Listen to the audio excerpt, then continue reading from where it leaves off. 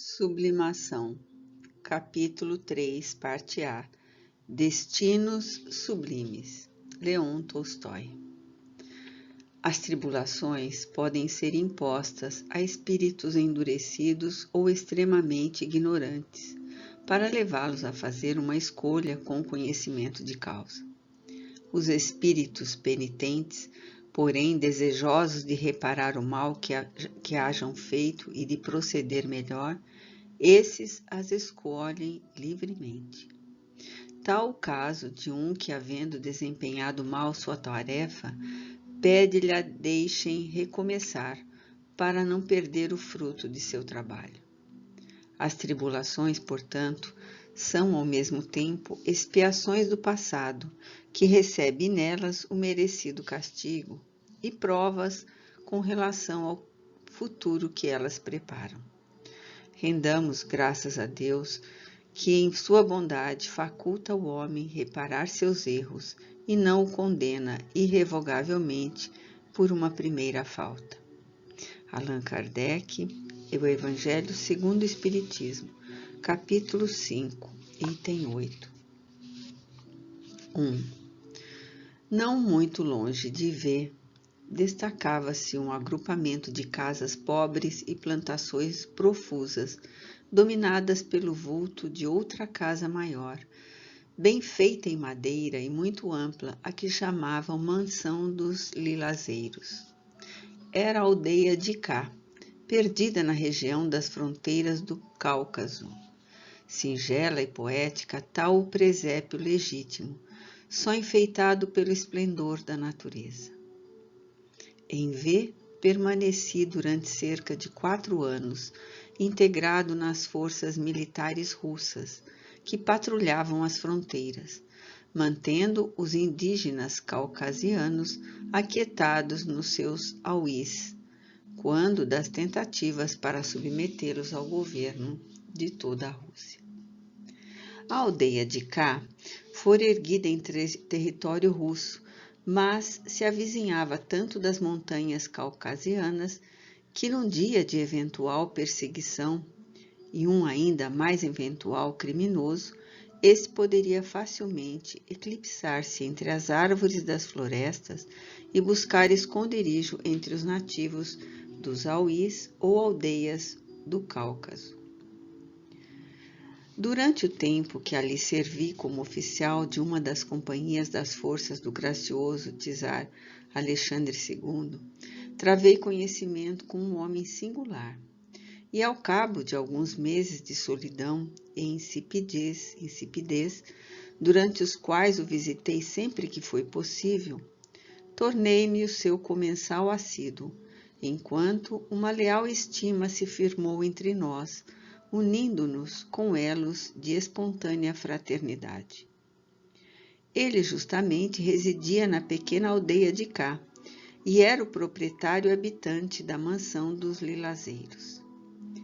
Chamava André Seminovitch, ou pelo menos dizia chamar-se assim, pois a verdade era que ninguém tinha a pretensão de conhecê-lo bem. E o local era tão deserto e distante do resto do mundo que os indivíduos que se encontravam por ali, sedentos de convivência humana, não se lembravam de averiguar identidades de quem quer que fosse, antes dando graças a Deus por encontrar com quem trocar ideias. Quando o conheci, contava ele já cerca de 50 anos, talvez um pouco mais, embora aparentasse contar 60, e vestia-se estranhamente, com umas calças muito largas de pano grosseiro preto, contidas por umas botas que lhe batiam pelo meio das tíbias, e uma túnica também estranhamente larga e igualmente preta, ajustada na cintura por um cinto da mesma fazenda, o qual ele atava com desleixo, destituído de qualquer vaidade. A cabeça usava uma espécie de touca do mesmo tecido preto, ou, mais acertadamente, um lenço amarrado em feitio de touca ou turbante. Tinha cabelos compridos e uma barba que lhe batia pelo peito, ambos já grisalhos. O aspecto de André Seminovitch era, portanto, sombrio, nada tendo de bonito, apesar de tão enfeitado com as roupas, a touca, o turbante, a barba e os cabelos. Por esse tempo, há mais de um século, era costume os grandes vultos da sociedade russa se exilarem temporariamente ou não para recantos longínquos do país e ali viverem humildemente, como monges ou ermitões, cultivando pequena lavoura, criando cabras e galináceos, orando pela conversão dos pecadores e praticando o bem que fosse possível. Tal exílio, ao que parece, seria penitência ou iniciação, porque muitos desses vultos, depois, iam para o Oriente em peregrinação ou entravam para os conventos para se ordenarem religiosos.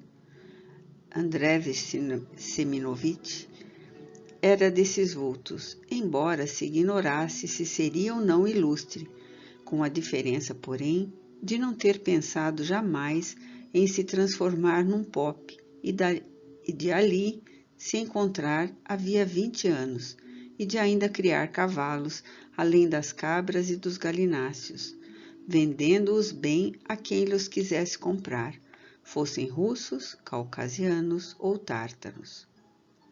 No entanto, e apesar da sua esquisitice, ao se privar de sua convivência ou mesmo apenas observando-se o seu modo de viver, na sua pessoa encontrar-se-iam belezas inestimáveis, plenas de atração e encanto.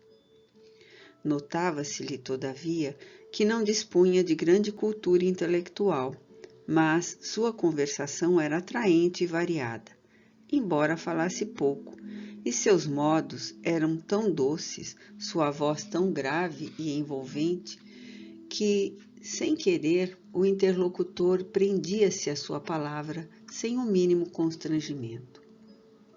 Possuía, como dissemos, magníficos cavalos, os quais cavalgava com tanta destreza e mestria, fazendo tantas piruetas nas provas hípicas que para si mesmo e os vizinhos inventava, que causava admiração aos próprios cavaleiros das companhias russas, os quais lhe encontravam parecenças com as proezas dos cossacos do Don.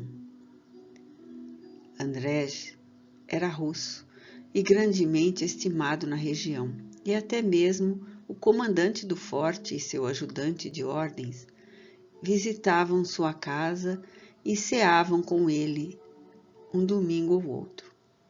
Dizia ser só no mundo, não ter família e nunca ter sido amado por nenhum coração desse mundo. Só os cães e os cavalos me amam, costumava dizer, e nessas ocasiões observava-se nele certo nervosismo, certa mágoa em suas atitudes. E com efeito, possuía também 25 cães, os quais viviam atrás dele como se fossem crianças, ou se deitavam a seus pés se eles lhe permitissem o favor. Era solteiro, mas com particularidade de haver transformado a sua casa num albergue para viajantes, num abrigo para velhos e num orfanato para crianças. Ele próprio dirigia tudo e educava as crianças. Conhecia ali 12 órfãos que eram criados por ele. Tratava dos velhos e cozinhava para todos, quando não havia quem o fizesse. E fazia muito bem a sopa de couves e nabos, e cabrito assado no azeite com castanhas. Jamais se irritava contra esses hóspedes singulares. Diziam os vizinhos que tanta amenidade seria indiferença pela vida, desgosto inconsolável, mas não virtude. Os hóspedes, porém, afirmavam tratar-se de santidade, pois André Seminovitch seria um apóstolo disfarçado em rude camponês para consolar ciganos, caucasianos sofredores e até tártaros, pois não alimentava preconceitos, coisa que muito havia por aquelas terras. Sua casa era ampla e, não obstante construída em madeira, era bonita e confortável, pintada de azul, com lareiras, escritório, dormitórios para as crianças, para os velhos e os peregrinos, e janelas enfeitadas com cortinas brancas. As ciganas e as mulheres dos soldados costumavam ajudá-lo nos serviços da sua hospedaria santa. Pediam-lhe a bênção e eles abençoava, dizendo: é Deus que abençoa, não eu. Mas raramente se permitia conversações com elas. Muitas vezes eu mesmo o auxiliei no trato às crianças, pois admirava sua abnegação, sem contudo compreendê-lo. E até as damas russas, esposas dos oficiais aquartelados no forte, costumavam visitá-lo se alguma criança adoecia quando iam em visita a seus maridos. Eu gostava de observar André Seminovitch, intrigado com o seu modo de viver, e descobri que no jardim havia um grande lilazeiro e junto dele um banquinho azul, construído em réguas de madeira, parecendo tratar-se de um móvel rústico para crianças. Além desse, outros lilazeiros havia por toda parte, e quando floresciam, o ar tornava-se perfumado, de tal forma que era encantador penetrar naquela região.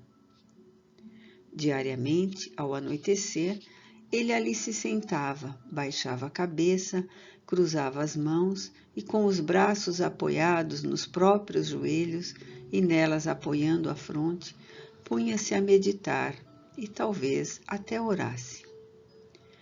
Todos respeitavam tais momentos, eu inclusive, não se atrevendo ninguém a interrogá-lo e jamais o interrompendo. Os velhos afirmavam que ele trazia um grande desgosto íntimo, o qual só fora dominado, sem desesperá-lo, em virtude do grande respeito a Deus que o animava. Mas o certo era que ele jamais se queixara de algum dissabor sofrido a quem quer que fosse. 2. Ao entrar o verão de 1860, ficou esclarecido, pelo menos para mim, o enigma que envolvia a vida de André Seminovitch. O verão daquele ano chegara mais cedo do que se esperava. No dia aqui lembrado, fizera sol, embora pálido, na aldeia de cá, e um ar tranquilo, embalsamado do olor das rosas, de mistura com o dos pinheiros e dos lilazeiros, envolvera as cercanias. À tarde, com o céu ainda azul e tranquilo, André já sentara-se na grama do jardim, satisfeito e risonho, o que não era frequente acontecer. Logo se juntaram os cães, porque eles se adiantam sempre às pessoas à procura do dono. As crianças em seguida e depois os velhos. As cabras baliam por ali e acolá, pastando num padrozinho contíguo à casa, acompanhadas de Tânia, a guardadora, que já pensava em recolhê-las ao aprisco. Mas os cavalos relinchavam de satisfação um pouco mais longe, na orla do bosque, ardoroso sob a tepidez da tarde, que lhe permitia a liberdade até o último rubor do sol. A casa de André Seminovitch assentava-se numa elevação, o que permitia avistar-se a estrada real que riscava a estepe lá embaixo. Depois, essa estrada, começando a subir, encobria-se nas curvas da colina para reaparecer de novo, repentinamente à frente do jardim. Os lilazeiros recendiam perfumes penetrantes e dir-se-ia que sublime unção celeste atingia o íntimo das criaturas que viviam docemente, irmanadas naquela residência amável. Eu passava ali parte do dia, visto ser também o da minha folga, e desejando evitar os perigos da boemia do quartel, que me convidavam ao jogo e à vodka, procurei a companhia daquele amigo e sua corte de crianças e de velhos, cuja convivência seria favorável aos meus desejos de paz. Sentei-me ao seu lado sobre a grama e nos pusemos a conversar. Nunca tiveste saudades da Rússia, Andrei Seminovitch? Ou melhor, de São Petersburgo, de Moscou, da civilização, enfim, dos amigos, permanecendo isolado há tantos anos nestas fronteiras do Cáucaso? Perguntei para começar. Notei que seus olhos pestanejaram mais ligeiramente do que o habitual e que ele, baixando-os e arrancando distraidamente uns talozinhos de grama e mordendo-os, falou como se não falasse senão para si próprio, pensando em voz alta. Sim, tenho, capitão Novak, tenho, apesar do muito que a civilização me fez sofrer. Não sei se a tepidez contagiante da tarde influíra nos nervos sempre comprimidos do estranho protetor de velhos e crianças, porque com esse início de conversação, e sem que eu absolutamente o esperasse, ele abriu o coração em confidências para mim, logo em seguida. Talvez o seu coração ansiasse mesmo por se expandir um pouco, depois de 20 anos de silêncio e opressão, durante os quais nem uma queixa e nem um desabafo de íntima revolta escapara-se dos seus lábios para revelar sua tão simples, mas também tão comum e dramática história. O que sei é que ele tudo me confessou ali mesmo, sentado na grama do jardim e mordiscando aqueles talozinhos tenros, com a sua voz doce e grave, que ele preferira baixar um pouco mais quando as crianças algazarravam brincando com os cães em derredor. Os velhos riam e batiam palmas, e a cada nova proeza dos mesmos, crianças e cães, as cabras bem perto baliam e os cavalos mais longe relinchavam ardorosos. Por que então não visitas de vez em quando as nossas boas cidades revendo a civilização?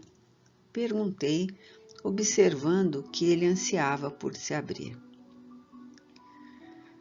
Porque a civilização não me quis. As boas cidades, como dizes, expulsaram-me do seu seio.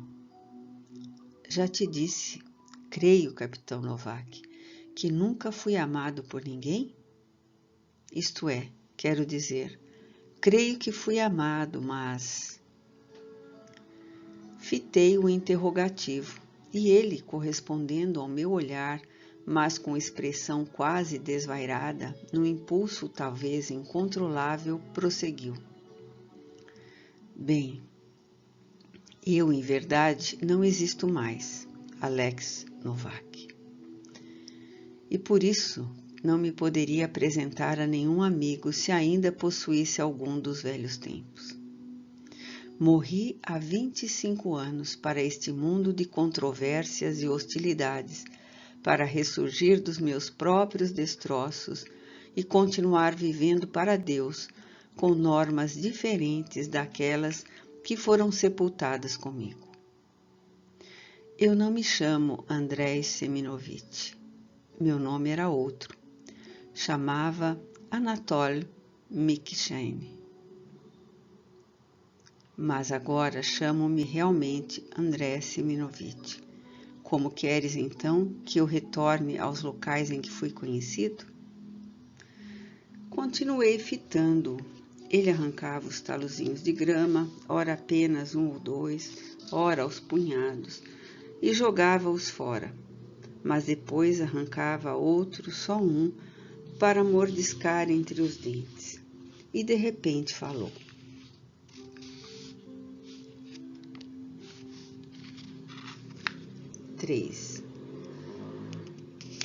O que aconteceu foi apenas isto.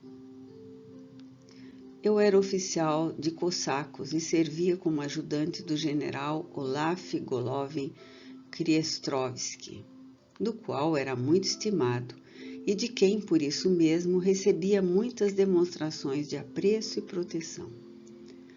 Costumava ele dizer-me: arranjar-te-ei um meio de cursar a escola superior e serás ainda um grande militar e servidor da pátria.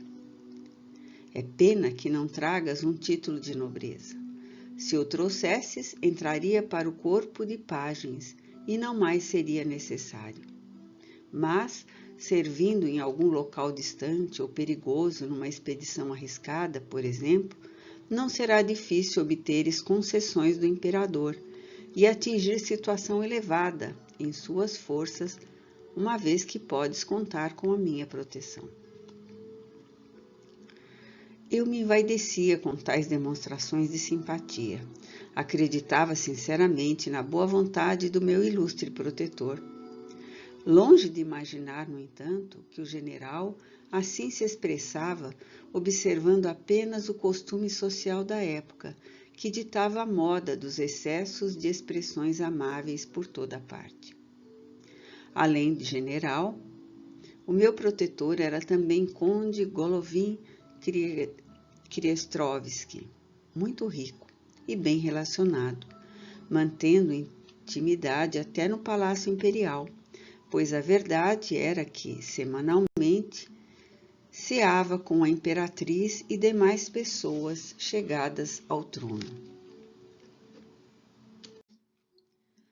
Possuía 3 filhos, Igor Fyodor Golovin Kriestrovski, o mais velho, Piotr Golovin, jovem, que servia no corpo de pajens, orgulhoso e ambicioso por uma posição superior na corte, e Isabela Golovina Kriestrovskaya, linda menina de 17 anos, quando tive a desventura de conhecê-la.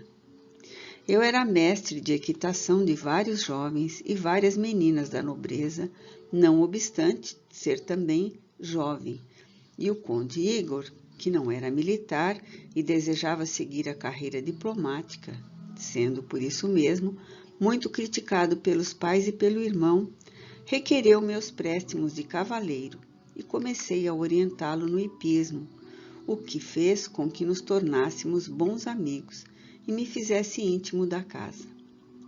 A esposa do general, Anna Kriestrovna, era hostil, tratando-me com sobranceira e má vontade. Jamais me estendeu a mão para um cumprimento, limitando-se a corresponder à minha vênia com um ligeiro aceno de cabeça, pois não suportava a presença de cossacos em sua casa.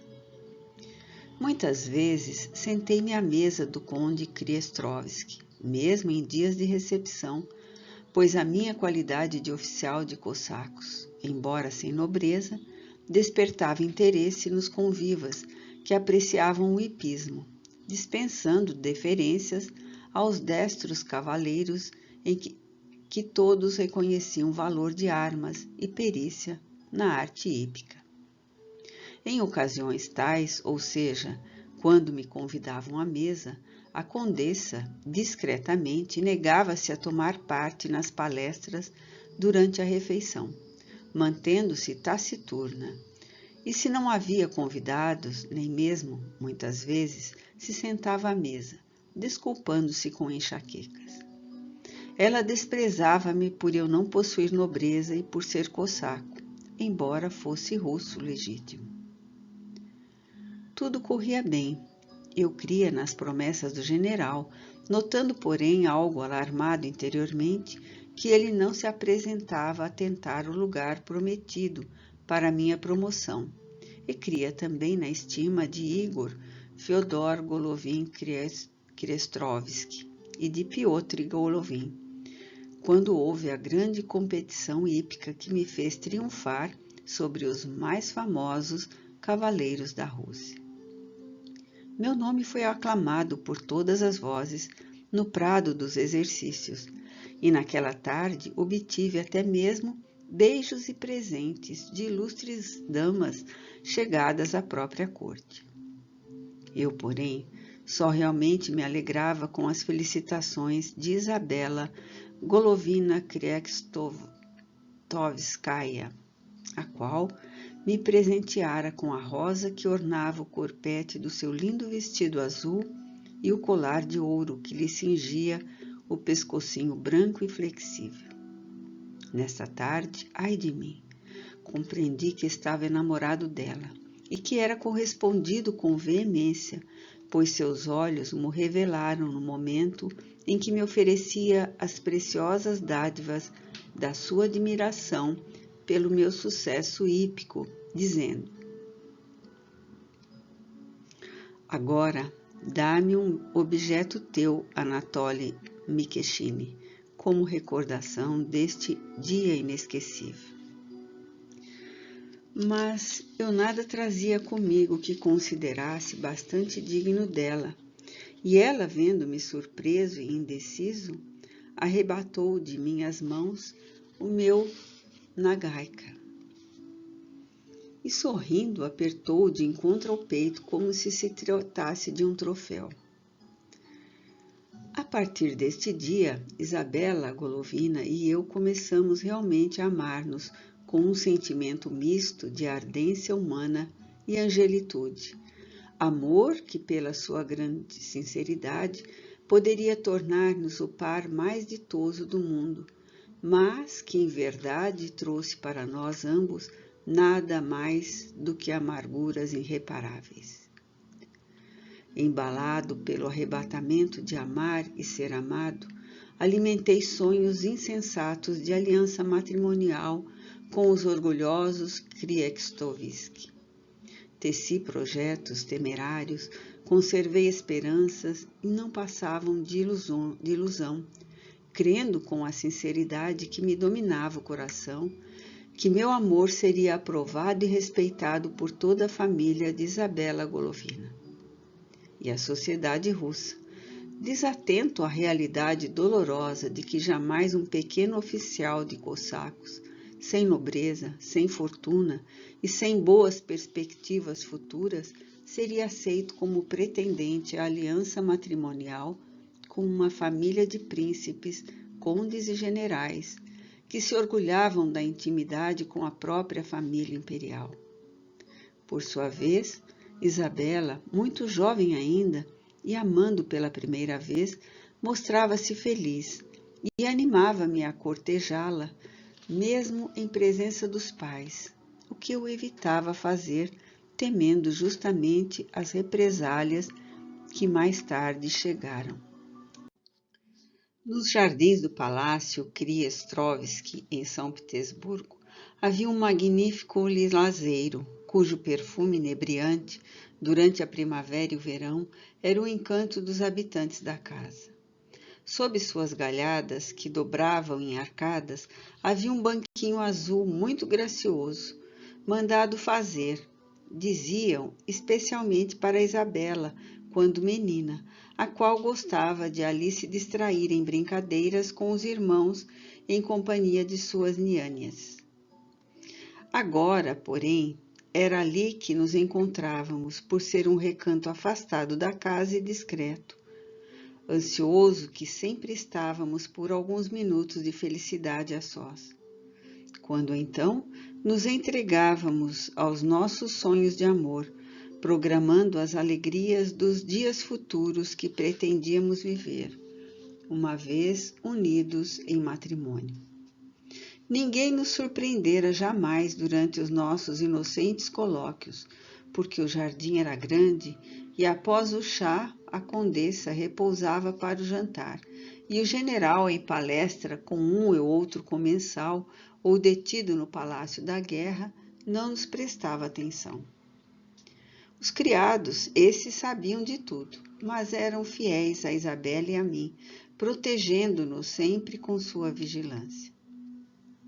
Eu prestava máxima atenção naquela sentimental narrativa, percebendo penalizado a desventura advinda em seguida, cujo epílogo era aquela casa de abrigo para velhos e crianças, e a própria narrativa que eu ouvia.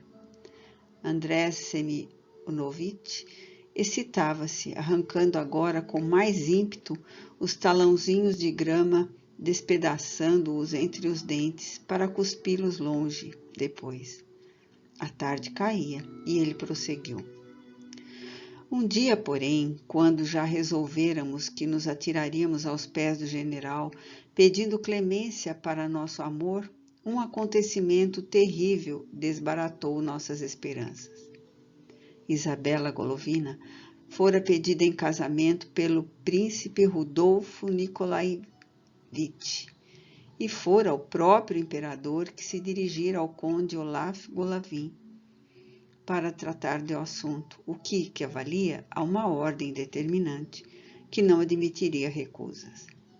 Aliás, o pretendente era da melhor categoria social e moral, e o conde, para fazer justiça, somente teria de agradecer a ambos, o imperador e o pretendente, a honra que a ele e a sua filha era concedida. Foi bem aceita a ordenação, portanto, por ambos os esposos, mas Isabela revoltou-se contra a arbitrária imposição e, sem me consultar e no momento de desespero, declarou aos pais que era a mim que ela amava, que não se uniria a outro homem senão a mim, e que se arrojaria aos pés da imperatriz pedindo clemência e proteção para o nosso amor, e sua intervenção junto ao seu imperial esposo para a nossa união.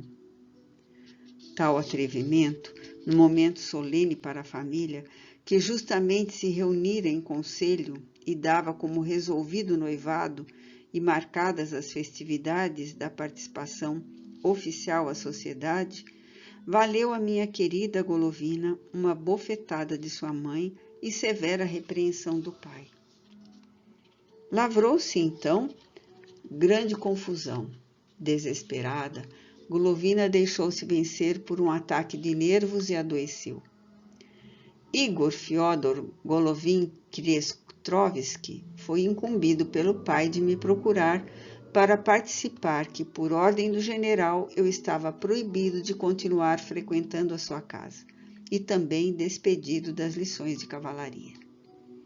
Mas não confessou a razão da singular resolução, e por mais que eu o interrogasse, conservou-se silêncio quanto ao motivo, escudando-se no grande orgulho que era o característico dos Kriestrovsky.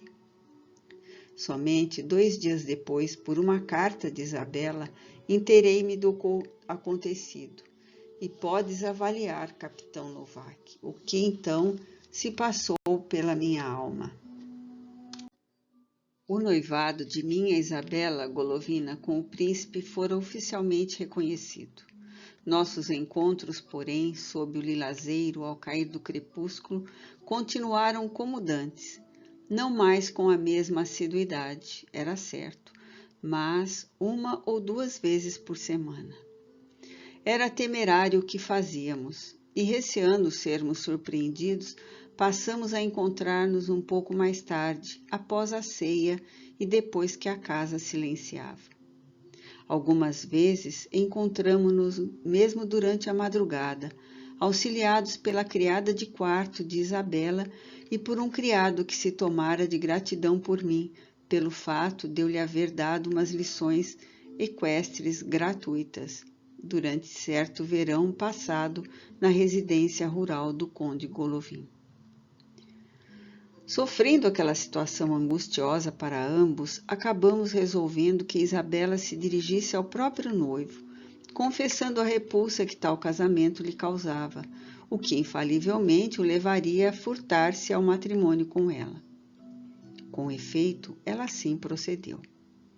Mas o príncipe Rudolf, que em verdade era excelente caráter, declarou que nada poderia fazer porque o casamento entre ambos fora resolução tomada pelo imperador e as famílias Kriestrovsky e Oblonsky, e que ele próprio, Rudolf Nikolaevich Oblonsky, aconselhava a guardar prudência e obediência, porque uma recusa ofenderia sua majestade e muitas coisas poderiam acontecer.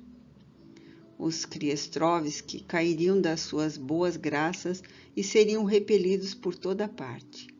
Represálias adviriam contra o cossaco, o que se atrevera a tão alta aspiração, e ela própria, Isabela Golovina Kriestrovskaya, poderia ser detida num convento de religiosas e lá ficar por um espaço de tempo ao capricho do imperador. O excelente príncipe continuou, portanto, a sua cerimoniosa corte à linda prometida, e nada confiou ao futuro sogro, como nada tentou contra minha pessoa, apenas aconselhando-me por intermédio de um seu subalterno a partir quanto antes para bem longe de São Petersburgo, em benefício de mim próprio e, acima de tudo, em benefício de Isabela Golovina. 4. Era com desespero que via aproximar-se o dia do casamento de minha Isabela.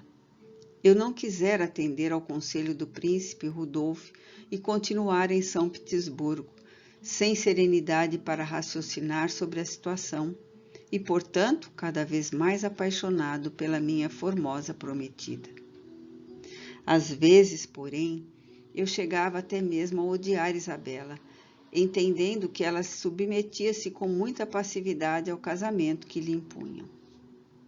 Quando havia de carruagem ao lado da condessa e acompanhada pelo noivo, minha humilhação era tal e a revolta do meu coração tornava-se tão desesperadora que pensava em cometer desatinos. Embriagava-me, promovia rixas com os companheiros e pensava mesmo em suicidar-me. Certa vez cheguei a golpear os pulsos e mostrou-me a cicatriz, arregaçando as largas mangas da túnica. Mas socorreram-me a tempo, e de outra disparei a pistola contra mim mesmo. Mas errei o alvo, que era o coração, e me feri apenas levemente. Sabedora dos meus desatinos que a torturavam muito, Isabela Golovina suplicava-me serenidade e paciência, pois afirmava não perder a esperança na vitória do nosso amor para um futuro remoto. E os encontros ao pé do lilazeiro, então, eram para mim mais queridos e ansiosamente esperados, entremeados, não obstante, de lágrimas e queixas do meu coração e de contraposições e esperanças de parte dela. Mas eu percebia que minha amada demorava-se menos tempo naqueles encontros e que às vezes nem mesmo comparecia a eles, fazendo-me esperar em vão até pela madrugada. Suas carícias agora já eram rápidas e assustadiças, não me permitindo fruir o encantamento antigo que para mim representava a razão da vida. Roguei-lhe várias vezes que me fosse leal e confessasse se me deixara de amar em favor do noivo. Mas ela debulhava-se em pranto, repetindo apenas: amo-te sempre, meu pobre Anatoly, mas não havemos de fazer? Amo-te ainda e sempre, mas nosso amor é impossível neste mundo.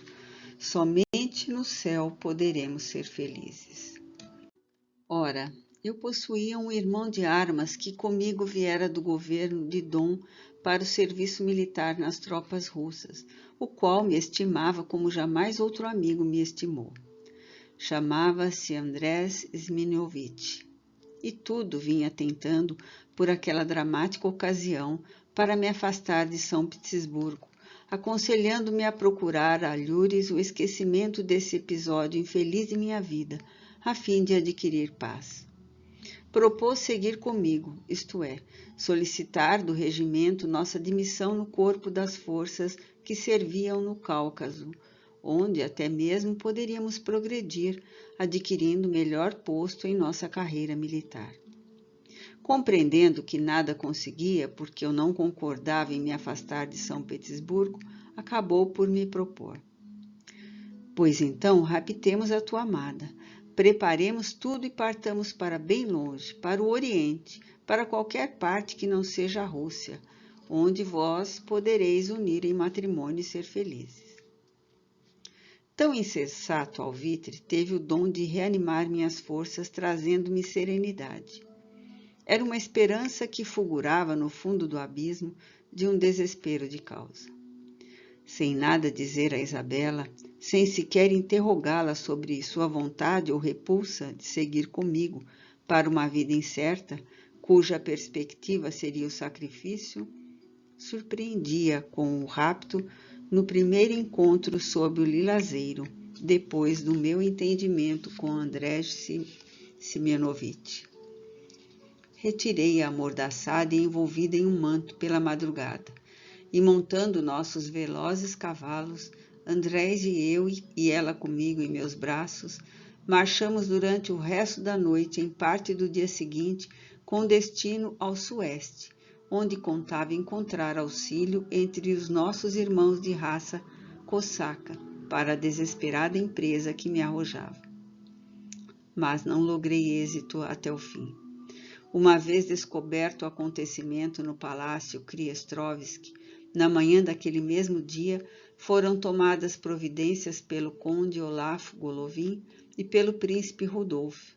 O próprio czar, posto a par do desconcertante fato, fez mover tropas à nossa procura, e pelos 4 cantos da Rússia, pelotões de cavaleiros armados de carabinas foram mandados para nossa detenção e recuperação da jovem raptada, pois os criados do conde, nossos cúmplices, corroídos pelos remorsos da traição feita aos amos e temendo pela sorte da jovem ama, espontaneamente confessaram a própria participação nos nossos furtivos encontros, adiantando não terem dúvidas sobre a realidade de um rapto por mim promovido.